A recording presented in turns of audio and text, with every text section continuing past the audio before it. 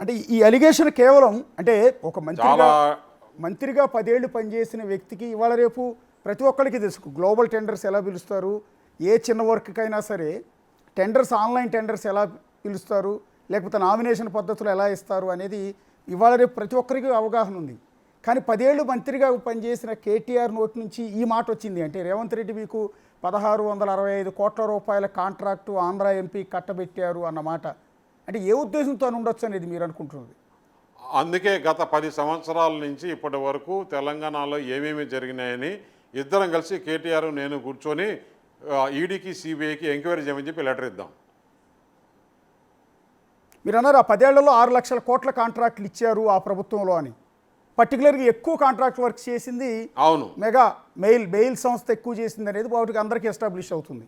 తర్వాత ఎల్ఎన్టీ ఎక్కువగా వర్క్ చేసింది. అంటే వీటిల్లో ఈ కాంట్రాక్టులు ఇవ్వటంలో ఏమైనా అవినీతి జరిగింది అనేది మీ ఉద్దేశమా? అంటే ఇవన్నీ ఎంక్వైరీ చేస్తే బయటపడతాయి.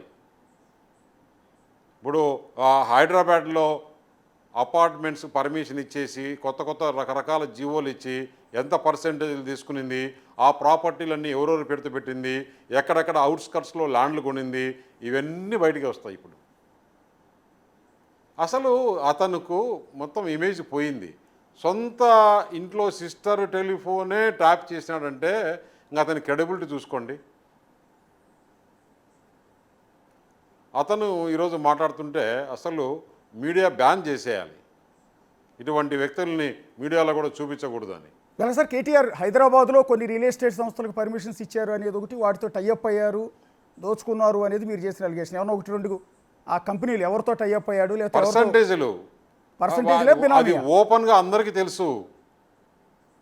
అంటే బినామీ పేర్లతో ఒక అపార్ట్మెంట్కి పర్మిషన్ ఇచ్చేస్తే ఆ అపార్ట్మెంట్లో 10% తీసుకొని దాంట్లో స్థలాలు బినామీ పేర్లతో పెట్టుకునేటివి దేశం అందరికీ తెలుసు. వాళ్ళు ఏ విధంగా హైదరాబాద్లో రియల్ ఎస్టేట్ బిజినెస్ చేశారని.